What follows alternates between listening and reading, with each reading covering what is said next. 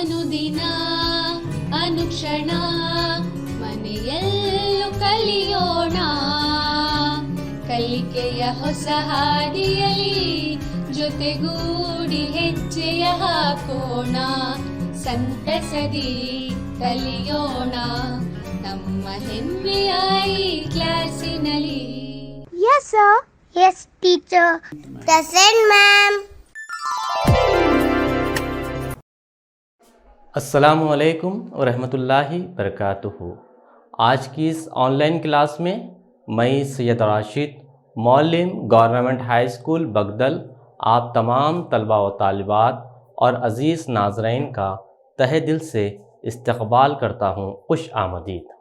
प्यारे तलबा व तालिबात, आज हम जमात दहुम उर्दू ज़बान अव्वल की किताब नौबहार अदब का सबक नंबर 2 हज्जतुल विदा पढ़ेंगे।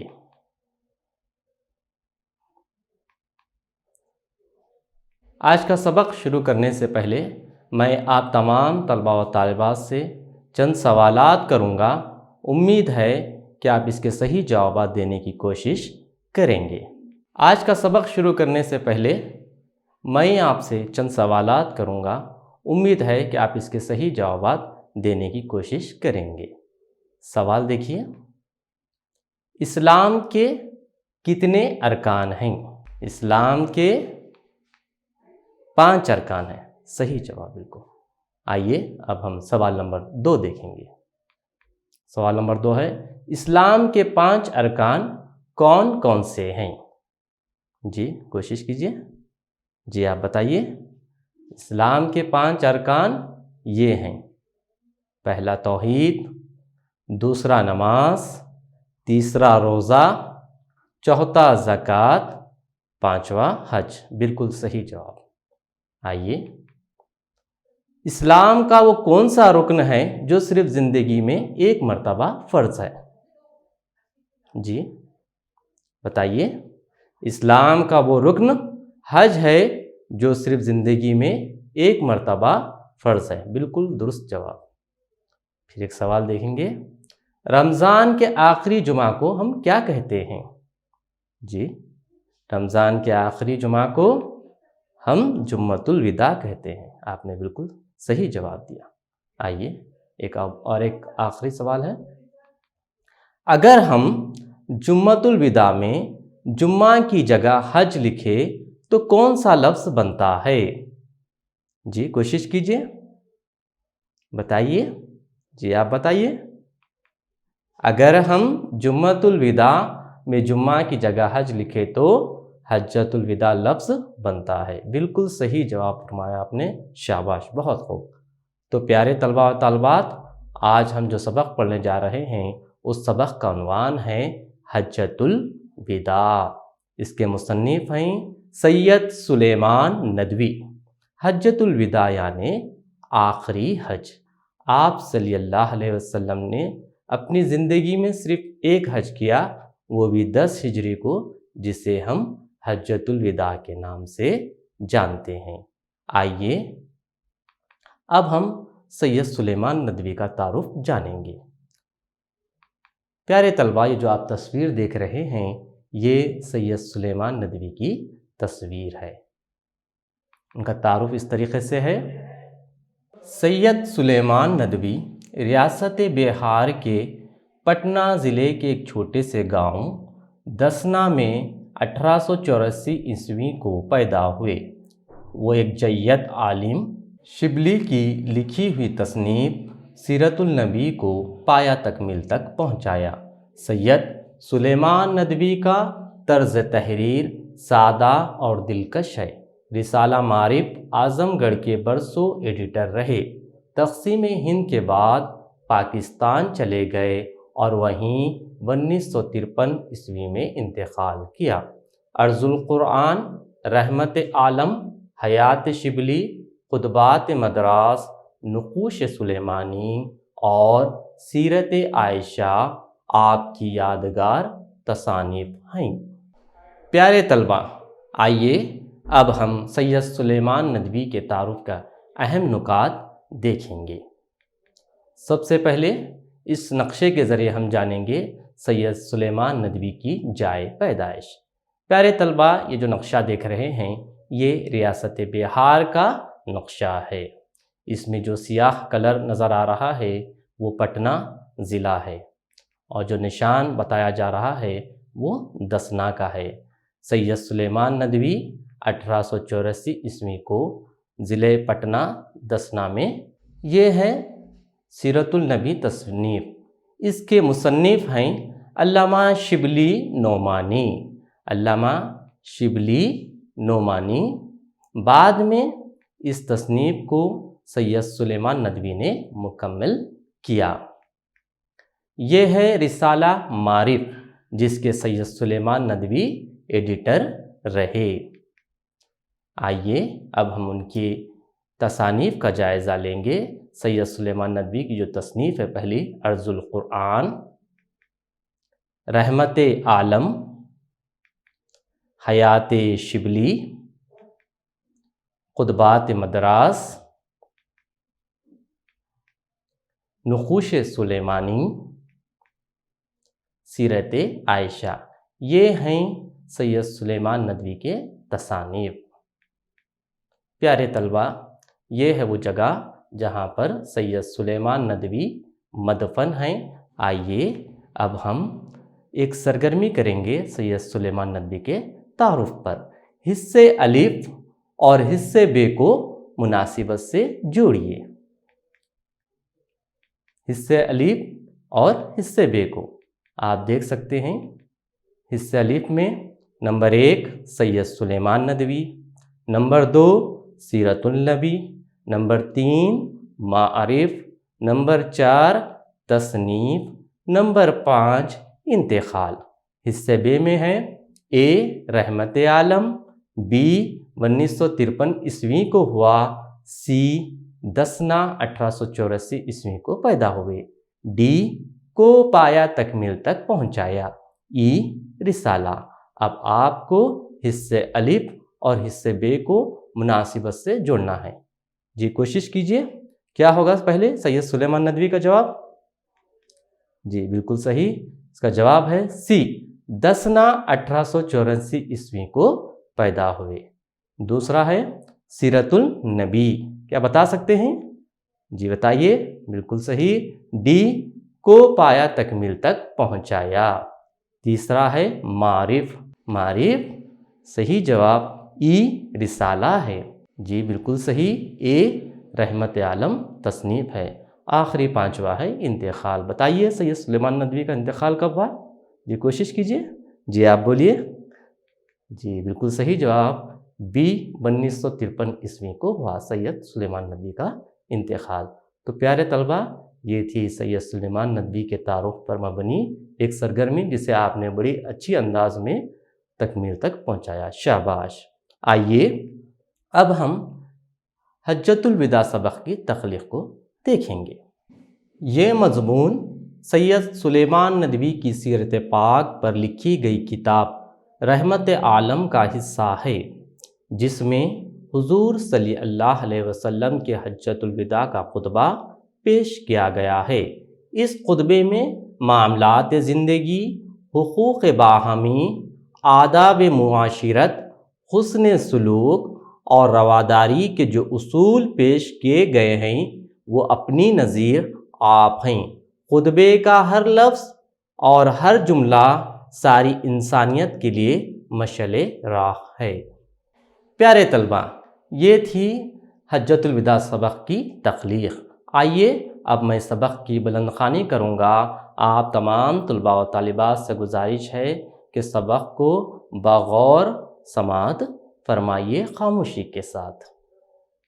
بلند خوانی اس طریقے سے ہے۔ سبق حجۃ الوداع۔ ذی-القعدہ 10 ہجری میں ہر طرف منادی ہوئی کہ رسول اللہ صلی اللہ علیہ وسلم اس سال حج کے ارادے سے مکہ معظمہ تشریف لے جائیں گے۔ یہ خبر دفعتاً پورے عرب میں پھیل گئی اور سارا عرب ساتھ چلنے کے لیے امنڈ آیا۔ ذی-القعدہ کی 26 تاریخ کو آپ صلی اللہ علیہ وسلم نے غسل فرمایا اور چادر تہمت باندھی اور ظہر کی نماز کے بعد مدینے سے باہر نکلے۔ مدینے سے 6 میل پر ذوالحلیفہ کے مقام پر رات گزاری اور دوسرے دن دوبارہ غسل فرما کر 2 رکعت نماز ادا کی اور احرام باندھ کر قصوہ نامی اونٹنی پر سوار ہوئے۔ حضرت جابر رضی اللہ تعالیٰ عنہ کہتے ہیں کہ ہم نے نظر اٹھا کے دیکھا تو آگے پیچھے دائیں بائیں جہاں تک نظر کام کرتی تھی آدمیوں کا جنگل نظر آتا تھا۔ جب حضرت صلی اللہ علیہ وسلم لبیک فرماتے تو یہی نعرہ بلند ہوتا تھا اور دفتن پہاڑوں کی چوٹیاں اس کی جوابی آواز سے گونج اٹھتی۔ اس طرح منزل با منزل آپ صلی اللہ علیہ وسلم آگے بڑھتے چلے، یہاں تک کہ ذی الحجہ کی 5 تاریخ کو مکے میں داخل ہوئے۔ کعبہ نظر آیا تو فرمایا، اے خدا اس گھر کو عزت اور شرف دے۔ کعبے کا طواف کیا اور مقام ابراہیم میں کھڑے ہو کر 2 رکعت نماز ادا کی اور صفا کی پہاڑی پر چڑھ کر فرمایا، خدا کے سوا کوئی معبود نہیں، اس کا کوئی شریک نہیں، اسی کی بادشاہی اور اسی کی حمد ہے، وہی مارتا اور جلاتا ہے، وہ ہر چیز پر قدرت رکھتا ہے، کوئی خدا نہیں مگر وہی اکیلا خدا۔ اس نے اپنا وعدہ پورا کیا، اپنے بندے کی مدد کی اور اکیلے سارے جتوں کو شکست دی۔ عمرے سے فارغ ہو کر آپ صلی اللہ علیہ وسلم نے دوسرے صحابیوں کو احرام کھول دینے کی ہدایت فرمائی۔ اسی وقت حضرت علی مرتضیٰ رضی اللہ تعالیٰ عنہ یمنی حاجیوں کے ساتھ مکہ پہنچے۔ جمعرات کے روز 8ویں ذی الحجہ کو آپ صلی اللہ علیہ وسلم نے سارے مسلمانوں کے ساتھ مینا میں قیام فرمایا۔ دوسرے دن 9ویں ذی الحجہ کو صبح کی نماز پڑھ کر مینا سے روانہ ہوئے۔ عام مسلمانوں کے ساتھ عرفات آ کر ٹھہرے۔ دوپہر ڈھل گئی تو قصوہ پر سوار ہو کر میدان میں آئے اور اسی اونٹنی پر بیٹھے بیٹھے حج کا خطبہ دیا۔ آج پہلا دن تھا کہ اسلام اپنے جاہ و جلال کے ساتھ نمودار ہوا اور جاہلیت کے سارے بیہودہ مراسم مٹا دیے گئے۔ پیارے طلبہ، یہ تھی سبق حجۃ الوداع کی بلند خوانی۔ آئیے اب ہم آج کی بلند خوانی میں جو اہم الفاظ استعمال ہوئے ہیں ان کے معنی جانیں گے۔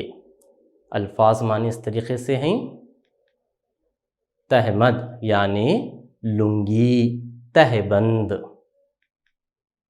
احرام یعنی عمرہ اور حج کا لباس، یعنی حج کے موقع پر بغیر سلے پہنے جانے والے کپڑے۔ قصوہ اونٹنی کا نام، آپ صلی اللہ علیہ وسلم کی اونٹنی کا نام۔ طواف کسی مقدس مقام کے گرد چکر لگانا، اسے طواف کہتے ہیں۔ نمودار یعنی ظاہر، عیاں، آشکار۔ آئیے اب ہم آج کے سبق حجۃ الوداع کی جو بلند خوانی کرے ہیں اور اس کے اہم نکات جانیں گے۔ سب سے پہلے ہم یہ جانیں گے کہ ہجری کسے کہتے ہیں۔ ہجری یعنی اسلامی ہجری سال کا آغاز ہجرت سے ہوتا ہے، یعنی آپ صلی اللہ علیہ وسلم نے مکے سے مدینہ جو ہجرت کی تھی، اس سے اسلامی سال کا آغاز ہوتا ہے۔ پیارے طلبہ، اس سے معلوم ہوتا ہے ہجری کسے کہتے ہیں۔ یہ ہجری کب رائج ہوئی؟ ابتدائے اسلام میں تاریخ نویسی کا کوئی دستور نہیں تھا۔ عمر فاروق رضی اللہ تعالیٰ عنہ کے دور میں حضرت ابو موسیٰ اشعری رضی اللہ تعالیٰ عنہ نے ایک مرتبہ خط لکھا اور یہ گزارش کی کہ آپ کے یہاں سے جو خطوط روانہ کیے جاتے ہیں، جو لکھائے جاتے ہیں، اور جو پہنچتے ہیں نہ اس کی کوئی تاریخ ہوتی ہے، نہ اس کے اوپر آپ کوئی تاریخ لکھتے ہیں، نہ آپ کو یہ معلوم ہوتا ہے کہ وہ خط کب روانہ ہوا اور کب آپ تک پہنچا۔ اس لیے اگر آپ اس کے اوپر کوئی تاریخ لکھے تو بہتر ہوگا، تاکہ سب کو یہ معلوم ہو سکے کہ کون سی تاریخ کو خط لکھا گیا، کہاں بھیجا گیا اور وہ کب پہنچا اور اس کی اطلاع آپ کو کب ملی۔ حضرت ابو موسیٰ اشعری رضی اللہ تعالیٰ عنہ کے مشورے پر حضرت عمر فاروق رضی اللہ تعالیٰ عنہ نے صحابہ کرام کو جمع فرمایا اور مشورہ کیا۔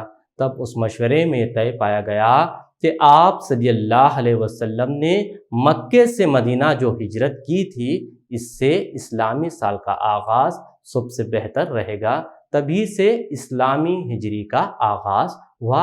یہ ہے ہجرت کی، یہ ہے اسلامی کیلنڈر ہجری کی تاریخ۔ پیارے طلبہ، یہ جو نام آپ دیکھ رہے ہیں بورڈ پر، یہ ہے اسلامی مہینوں کے نام۔ اللہ کے نزدیک بھی مہینوں کی تعداد 12 ہی ہے۔ اسلامی جو مہینہ سب سے پہلا شروع ہوتا ہے وہ ہے محرم، پھر اس کے بعد صفر، ربیع الاول، ربیع الثانی، جمادی الاول، جمادی الثانی، رجب، شعبان، رمضان، شوال، ذی القعدہ، ذی الحجہ۔ تو یہ 12 اسلامی مہینوں کے نام ہیں، جس سے معلوم ہوتا ہے کہ اسلامی کیلنڈر میں بھی 12 مہینے ہی ہیں۔ آئیے اب ہم یہ جو دیکھ رہے ہیں 4 مہینوں کے نام، ان کے متعلق جانیں گے۔ یہ حرمت والے ہیں۔ اسلام میں سال کے جو 12 مہینے ہیں اس میں 4 مہینوں کو محترم قرار دیا گیا ہے۔ نمبر 1 رجب، نمبر 2 ذی القعدہ، نمبر 3 ذی الحجہ، نمبر 4 محرم۔ رجب کا خاص تعلق عمرے سے ہے، جبکہ ذی القعدہ، ذی الحجہ اور محرم کا تعلق راست طور پر حج سے ہے۔ آئیے اب ہم جانیں گے ذی القعدہ۔ اسلامی سال کا 11واں مہینہ ہے ذی القعدہ۔ آپ صلی اللہ علیہ وسلم نے 26 ذی القعدہ کو حج کے لیے مدینے سے روانہ ہوئے۔ ارکان حج، اب ہم جانیں گے کہ حج کے ارکان کتنے ہیں۔ 4 ارکان فرض ہیں۔ نمبر 1 احرام باندھنا، یعنی نیت کرنا، میقات سے احرام باندھ کر نیت کرنا۔ پھر نمبر 2 وقوف عرفات، یہ اہم رکن ہے حج کا۔ نمبر 3 طواف زیارت، طواف زیارت کرنا۔ نمبر 4 سعی کرنا، یعنی صفا مروہ کی پہاڑی پر 7 چکر لگانا۔ تو یہ تھے ارکان حج۔ آئیے اب ہم دیکھیں گے لبیک، وہ نعرہ تھا جس کے جواب سے پہاڑوں کی چوٹیاں گونج اٹھتی۔ لبیک اللہم لبیک، لبیک لا شریک لک لبیک، ان الحمد والنعمت لک والملک لا شریک لک، یعنی حاضر ہوں اے اللہ، حاضر ہوں میں، تیرا کوئی شریک نہیں، حاضر ہوں، تمام حمد تیرے ہی لیے ہے اور تمام نعمتیں تیری ہی طرف سے ہیں، بادشاہت تیری ہی ہے، تیرا کوئی شریک نہیں۔ یہ وہ تلبیہ ہے، یہ وہ نعرہ ہے جو ہر حاجی مکہ معظمہ جب حج کے لیے جاتا ہے تو ادا کرتا ہے۔ 5 ذی الحجہ کو آپ صلی اللہ علیہ وسلم مکے میں داخل ہوئے۔ یہ ہے وہ نقشہ، اس نقشے کے ذریعے آپ دیکھ سکتے ہیں مدینہ۔ 26 ذی القعدہ آپ صلی اللہ علیہ وسلم حج کے لیے نکلے۔ ذوالحلیفہ وہ مقام ہے جہاں پر آپ صلی اللہ علیہ وسلم نے قیام فرمایا۔ پھر 5 ذی الحجہ کو آپ صلی اللہ علیہ وسلم مکے میں داخل ہوئے۔ اس نقشے کے ذریعے اہم مقامات آپ دیکھ سکتے ہیں۔ آئیے کعبہ نظر آتے ہی آپ صلی اللہ علیہ وسلم نے کیا فرمایا جانتے ہیں۔ کعبہ نظر آتے ہی آپ صلی اللہ علیہ وسلم نے فرمایا، اے خدا اس گھر کو عزت اور شرف دے۔ یہ ہے خانہ خدا، یہ ہے اللہ کا گھر، جسے آپ صلی اللہ علیہ وسلم نے دیکھتے ہی دعا۔ آپ صلی اللہ علیہ وسلم مقام ابراہیم میں کھڑے ہو کر 2 رکعت نماز ادا کی۔ اللہ تعالیٰ قرآن میں فرماتا ہے کہ مقام ابراہیم کی جگہ نماز قائم کرو۔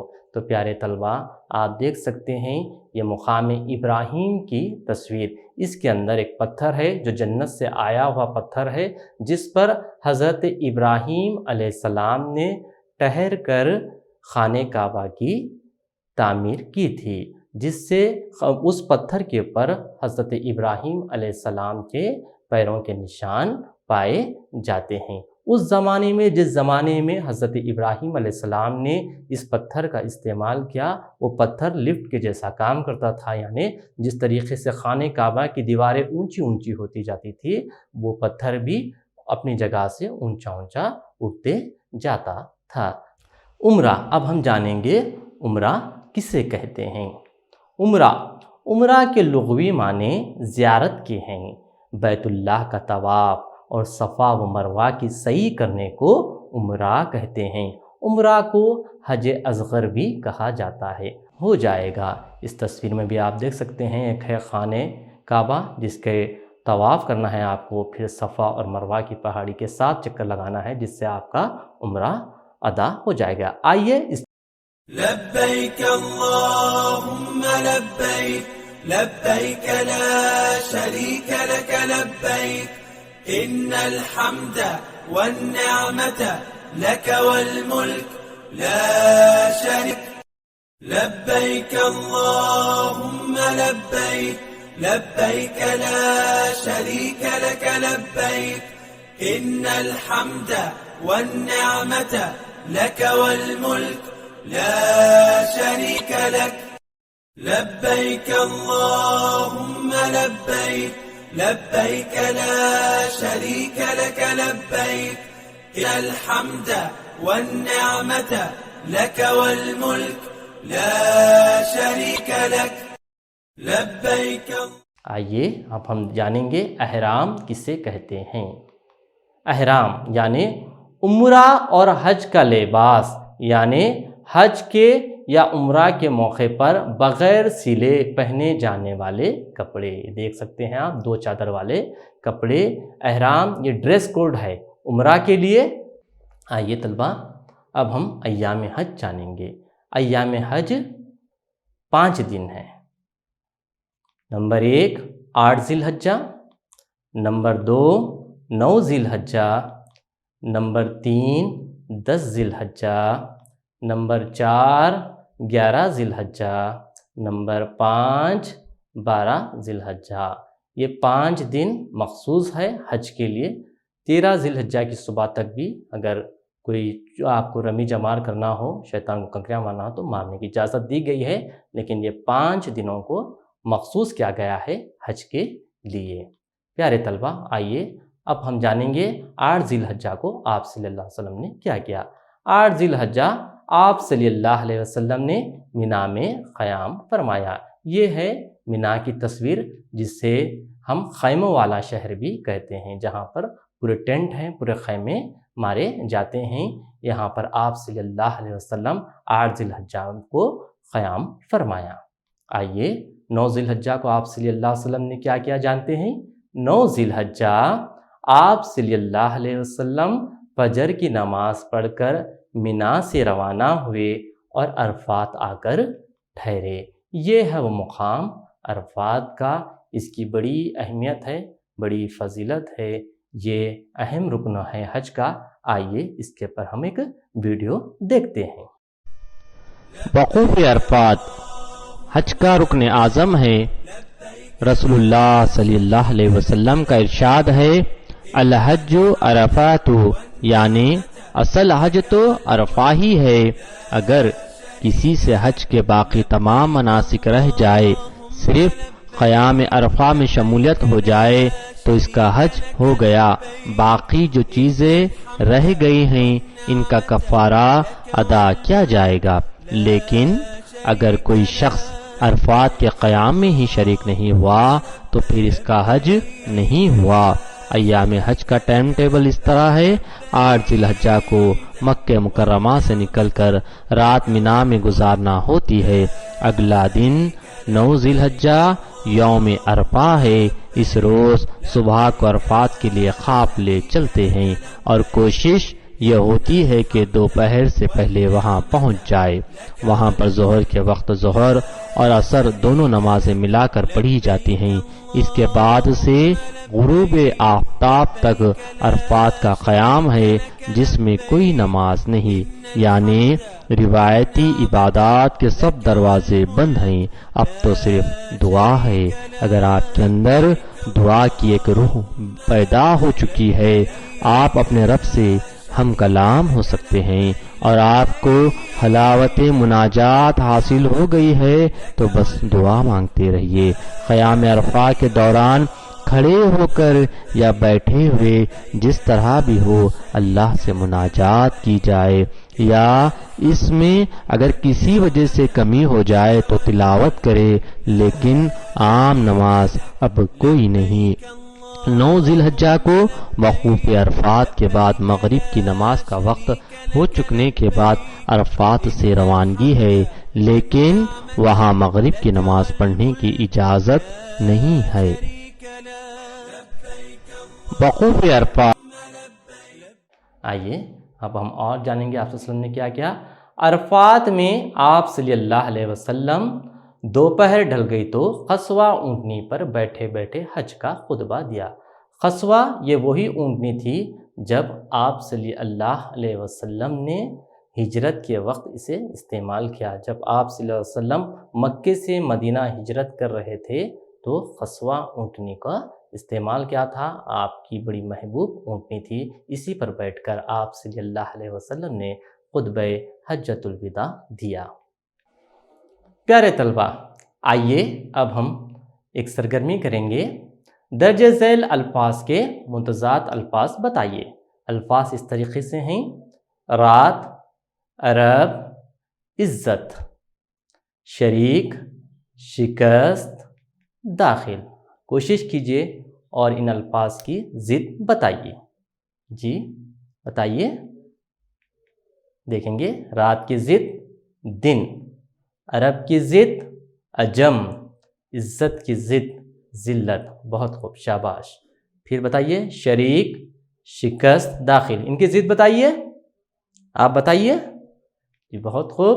شریک کی ضد لا شریک، شکست کی ضد فتح، داخل کی ضد خارج۔ شاباش، آپ لوگوں نے اس سرگرمی بہت اچھے انداز میں مکمل کی۔ آئیے اور ایک سرگرمی ہم کریں گے۔ درج ذیل الفاظ کی جمع بنائیے۔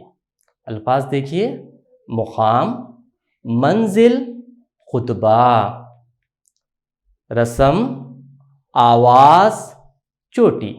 کوشش کیجئے اور اس کی جمع بنائیے۔ ان الفاظ کی جمع بتائیے۔ جی آپ بتائیے۔ مقام کی جمع مقامات، منزل کی جمع منازل، خطبہ کی جمع خطبات۔ بہت خوب، بالکل صحیح جواب آپ نے دیا۔ رسم، آواز، چوٹی، بتائیے اس کی جمع بنائیے۔ جی آپ بنائیے۔ رسم کی جمع رسوم، مراسیم، آواز کی جمع آوازیں، چوٹی کی جمع چوٹیاں۔ شاباش، یہ سرگرمی بھی آپ نے بڑے اچھے انداز میں مکمل کی۔ آئیے اور ایک سرگرمی کریں گے۔ درج ذیل سوالات کے جوابات ایک جملے میں دیجئے۔ سوال دیکھیے: کس مقام پر حضور صلی اللہ علیہ وسلم نے صحابہ سے خطاب فرمایا؟ جواب: عرفات کے مقام پر حضور صلی اللہ علیہ وسلم نے صحابہ سے خطاب فرمایا۔ بالکل صحیح جواب دیا آپ نے۔